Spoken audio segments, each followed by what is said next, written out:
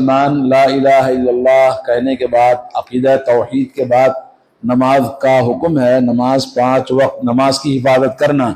اللہ تعالیٰ توفیق عطا فرمائے۔ آج 5 وقت کی نماز پڑھنا لوگوں کے لیے بہت بھاری ہو گیا ہے، نماز کو معمولی سمجھ رکھا ہے، من چاہا پڑھا، فرصت نہیں ہے چھوڑ دیا۔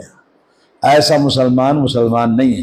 اسی لیے دنیا بھر کی مشکلات گھروں میں، زندگی میں پرابلمز، اور مسلمانوں کو جو ہر جگہ مار کھاتے ہیں، کافروں کو مسلط کر دیا اللہ تعالیٰ نے اسی نافرمانی کی وجہ سے۔ اللہ تعالیٰ توفیق عطا فرمائے۔ کل آپ کو بتایا تھا کہ سنت نماز اللہ کے نبی صلی اللہ علیہ وسلم نے اس کی بڑی فضیلت بتائی ہے۔ سب سے پہلے فرض نماز کی تکمیل، جو فرض میں نقص ہے، کمی ہے، وہ فرض کی تکمیل کس سے ہوتی ہے؟ سنت نمازوں سے ہوتی ہے۔ نمبر 2، سنت نمازوں کے پڑھنے سے آدمی کا درجہ بلند ہوتا ہے، اللہ تعالیٰ کا تقرب حاصل ہوتا ہے، وہ اللہ سے قریب ہوتا جاتا ہے۔ نمبر 3، کثرت نماز، نوافل، سنت نمازیں پڑھنے کا سبب آدمی جنت کا حقدار بنتا ہے، اور جنت میں جانے کا، اور اس کے ساتھ ساتھ نبی کریم صلی اللہ علیہ وسلم کی صحبت اس کو حاصل ہوتی ہے جو کثرت سے نماز پڑھتا ہے۔ اس کے لیے دلیل یہ ہے کہ حضرت ربیعہ بن کعب الاسلمی رضی اللہ تعالی عنہ فرماتے ہیں کہ کنت ابیت مع رسول اللہ صلی اللہ علیہ وسلم، میں رسول اللہ صلی اللہ علیہ وسلم کے ساتھ ایک رات گزارا، فآتیہ بوضوئہ وحاجتہ، رات میں آپ کے پاس میں آپ کا وضو اور آپ کی ضرورت کی چیزیں لے کر آیا رات میں تہجد کی نماز کے لیے۔ تو اس وقت میں فقال علی، نبی کریم صلی اللہ علیہ وسلم نے مجھ سے فرمایا، سل، اے ربیعہ مانگو جو مانگنا ہے۔ سبحان اللہ۔ فقلت اسألک مرافقتک فی الجنہ، میں نے کہا، عرض کیا، یا رسول اللہ صلی اللہ علیہ وسلم، میں جنت میں بھی آپ کے ساتھ رہنا چاہتا ہوں، کیونکہ دنیا میں تو آپ کے ساتھ ہیں، آپ کی صحبت میں ہیں، اور ہم آپ کو دیکھ رہے ہیں، لیکن میں چاہتا ہوں کہ جنت میں آپ پیغمبر ہیں، نبی ہیں، کہیں اوپر رہیں گے، میں کہیں اور رہوں گا، کہیں مجھے ڈال دیا جائے گا، تو میں چاہتا ہوں کہ جنت میں بھی آپ کے ساتھ میں رہوں۔ تو اللہ کے نبی صلی اللہ علیہ وسلم نے کیا فرمایا، اوغیر ذالک، اس کے علاوہ بھی کچھ اور پوچھنا ہے آپ کو؟ انہوں نے کہا، فقلت هو ذالک یا رسول اللہ، بس یہی ایک چیز ہے کہ میں جنت میں بھی آپ کی صحبت میں رہنا چاہتا ہوں۔ ان دنیا میں لوگوں کے پاس دنیا کی کوئی حیثیت نہیں تھی، آدمی جینے کے لیے کھانا ہے۔ آج ہم دنیا میں دنیا کی چیزوں کے لیے جان مال سب کچھ سمجھ رکھا ہے، یہی ہماری زندگی ہے۔ یہ زندگی نہیں ہے، یہ زندگی تو بس چھوڑ کے جانا ہے۔ یہ بلڈنگیں آپ نے دیکھا، زلزلے آئے تو ترکیہ کے اندر سارے بلڈنگیں گر گئی، جاپان کے اندر گر گئی، طوفان آیا تو لیبیا کے اندر گر گئی، اور جب طوفان اور زلزلے نہیں آئے، اسرائیل نے پورے ملک کو تباہ کر دیا، سیریا اس کو پورا ملک تباہ کر دیا۔ بلڈنگیں بنتی ہیں، ٹوٹ جاتی ہیں، لیکن یہ سب کوئی لے کے جاتا نہیں ہے۔ انسان اپنے ساتھ میں کیا لے کے جائے گا؟ اپنے اعمال، اپنی نیکیاں، اپنے اچھائی اور برائی۔ تو اللہ کے نبی صلی اللہ علیہ وسلم نے اس صحابی سے کہا، قال فاعنی علی نفسک بکثرۃ السجود، تم میری مدد کرو اپنے آپ پر، یعنی تم اپنے آپ پر میرے لیے آسان کر دینا کہ میں تمہاری سفارش کروں، بکثرۃ السجود، کثرت سجدے کے ذریعے، یعنی کثرت سجدہ کس سے ہوتا ہے؟ کثرت نماز سے۔ فرض نماز کے علاوہ جو کثرت نماز آپ پڑھیں گے تو اس کے وجہ سے میں اللہ سے سفارش کروں گا آپ میرے ساتھ جنت میں رہیں۔ تو معلوم یہ ہوا کہ کثرت نوافل، سنت نمازیں پڑھنا اللہ کے نبی صلی اللہ علیہ وسلم کی صحبت بھی حاصل ہوگی اور جنت میں جانے کا سبب بھی ہے۔ اور یہ حدیث صحیح مسلم میں 489 اس حدیث کا نمبر ہے۔ اور اس کے بعد ایک اور حدیث ہے جس میں اللہ کے نبی صلی اللہ علیہ وسلم سے یہ ثابت ہے کہ تمام بدن کا جو عمل ہے، ان تمام اعمال بدن میں، جسم میں، باڈی سے جو کرتے ہیں، سب سے افضل عمل سنت نمازوں کو اہتمام کے ساتھ پڑھنا جہاد سے بھی زیادہ افضل ہے، علم حاصل کرنے سے بھی زیادہ افضل ہے، اور علم سیکھنے سکھانے سے بھی زیادہ افضل ہے کہ آدمی اللہ کی بارگاہ میں نمازیں پڑھے۔ تو اس سلسلے میں حدیث ہے، حضرت ثوبان رضی اللہ تعالیٰ عنہ کہتے ہیں، قال رسول اللہ صلی اللہ علیہ وسلم، اللہ کے نبی صلی اللہ علیہ وسلم کا ارشاد ہے، حکم ہے، استقیموا، لوگوں بالکل سیدھے ہو جاؤ، زندگی میں سیدھے ہو جاؤ ٹیڑھے کام چھوڑ دو، ٹیڑھے راستے پہ چلنا چھوڑ دو، ادھر ادھر دائیں بائیں الٹا سیدھا جو زندگی کے اندر ہے اس کو چھوڑ کر سیدھے ہو جاؤ۔ وَلَن تَحْصُوا، اور یہ چیز تمہارے لیے آسان نہیں ہے کہ آپ اپنے آپ کو سیدھا کرنا، شیطان ہمیشہ بھٹکاتا رہتا ہے، تو بولے وَلَن تَحْصُوا، اور اپنے آپ کو سیدھا کر لو ورنہ یہ تمہارے لیے بہت مشکل ہو جائے گی۔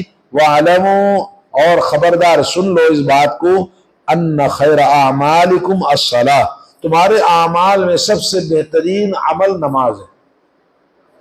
نماز تمام اعمال میں سب سے افضل ہے کلمہ لا الہ الا اللہ کے بعد میں۔ وَلَا يُحَافِظُ عَلَى الْوُضُوءِ إِلَّا مُؤْمِنٌ، اور مومن ہی ہمیشہ وضو کی حفاظت کرتا ہے۔ وضو کی حفاظت کرنا یہ کس کا کام ہے؟ مومن کا کام ہے۔ جو مومن نہیں ہے آج جا کے لوگوں کو بولے بھائی نماز کے لیے آؤ تو کہتے جی میں پیشاب سے پاک نہیں ہوں۔ لوگ پیشاب سے پاک نہیں رہتے، جہاں چاہے۔ ابھی میں آتے ہوئے ایک بس میں بیٹھ کے دیکھ رہا تھا بس اسٹینڈ میں، ایک صاحب داڑھی بھی ہے، ٹوپی بھی ہے، بڑی عمر کے ہیں اور کھڑے ہو کر پیشاب کر رہے ہیں، وہ بھی ایسی جگہ پہ جہاں کوئی بھی دیکھے گا تو ڈانٹے گا ان کو۔ یہ ٹوپی پہن کر، یہ داڑھی پہن کر، یہ کیا طریقہ مسلمان کا ہے کہ کھڑے ہو کر گدھے کی طرح پیشاب کر رہے؟ اور کتنے ہی مسلمان ایسے ہیں جو کھڑے ہو کر کہاں بولے وہاں پیشاب کر دیتے ہیں، اور نہ پانی نہ طہارت نہ کوئی اعتبار نہیں ہے۔ تو ایسا مسلمانوں کی اکثریت بڑے ہی گندے زندگی کافروں جیسی گزارتے ہیں، اللہ توفیق دے، ہدایت دے۔ تو اس حدیث سے کیا معلوم ہوا کہ آدمی جو نماز کا اہتمام کرتا ہے اس کی زندگی میں سب سے افضل چیز ہے کہ نماز کی پابندی کریں، اور اسی طرح سے وضو کی بھی حفاظت کرنا۔ اور وضو کی حفاظت کے سلسلے میں ایک اور حدیث آپ انشاءاللہ سنیں گے اس کے بعد میں، حضرت بلال کی، جو اللہ کے نبی صلی اللہ علیہ وسلم نے ان کو جنت میں آپ نے آگے آگے چلتے ہوئے دیکھا تھا، تو جنت میں دیکھا تو دنیا میں آ کر پوچھا بلال کیا کرتے ہو بھائی، میرے سے آگے تم چلتے ہوئے نظر آئے جنت میں؟ بولے یا رسول اللہ میرا تو کوئی خاص عمل نہیں ہے، لیکن ایک چیز ہو سکتی ہے کہ میں جب بھی میرا وضو ٹوٹتا ہے تو میں وضو بنا لیتا ہوں، اور وضو بنانا ایک عبادت ہے، اور جب بھی میں وضو بناتا ہوں تو 2 رکعت نماز پڑھ لیتا ہوں۔ تو اللہ کے نبی نے کہا شاید یہی ہے جس کی وجہ سے تم جنت میں اس مقام پر پہنچے ہو کہ میرے سامنے تمہارے چلنے کی آواز میں سن رہا تھا۔ تو اس طرح سے وضو بنانا آدمی ہر شیطانی شر سے محفوظ رہتا ہے، اور پیشاب سے ہی پاک نہیں ہے، وضو تو دور کی بات ہے۔ اور وضو بنانے کی توفیق کس کو ملتی ہے؟ اللہ کے نبی نے کہا مومن ہی یہ کام کر سکتا ہے۔ اللہ تعالی ہم سب کو توفیق عطا فرمائے۔ آخری حدیث ہے کہ نماز تطوع یعنی سنت نمازوں کا اہتمام کرنا یہ برکتوں کا سبب ہے۔ آج روتا ہے آدمی، برکت نہیں ہے، یا کام کرتا ہوں پیسے کہاں جاتے نہیں معلوم ہے، گھر کا حالات ایسے سدھرتے نہیں ہیں، ہمیشہ شکوہ شکایتیں، جتنا بھی ڈالو حل میں مزید، جہنم کی طرح ہے کہ اور چاہیے اور چاہیے، آسودہ نہیں ہوتا آدمی۔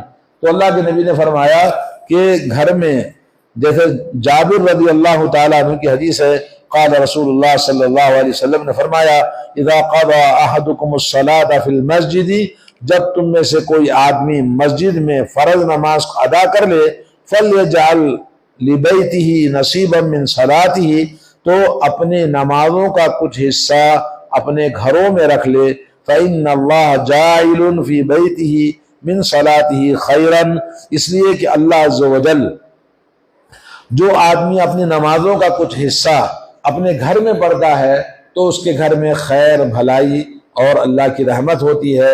تو آدمی کو چاہیے کہ اپنی نماز کا، فرض نماز آپ پڑھیں اور اس کے بعد گھر میں سنت نمازوں کو پڑھیں۔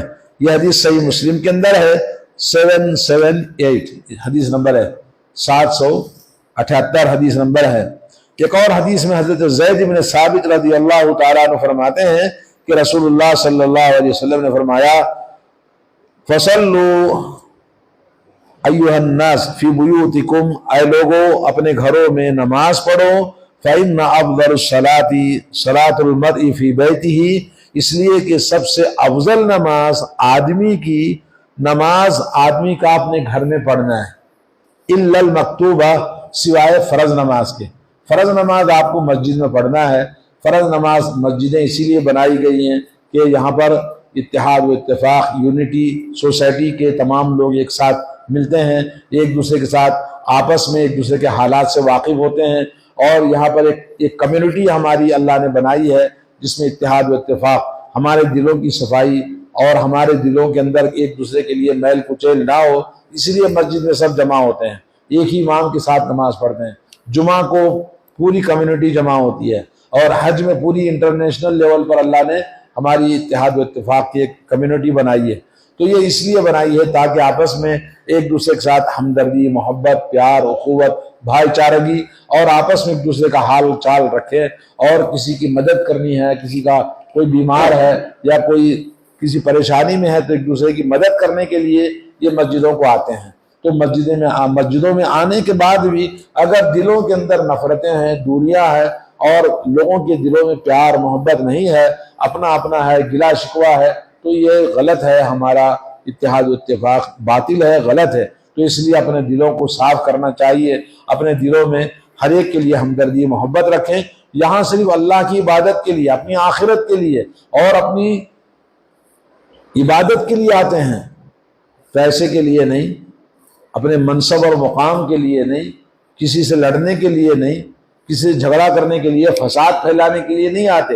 اگر کوئی آدمی یہ کرتا ہے تو وہ بدترین انسان ہے، جیسا کہ آج لوگوں نے مسجدوں کو کیا بنا رکھا ہے؟ جھگڑوں کا اڈا بنا کے رکھا ہے۔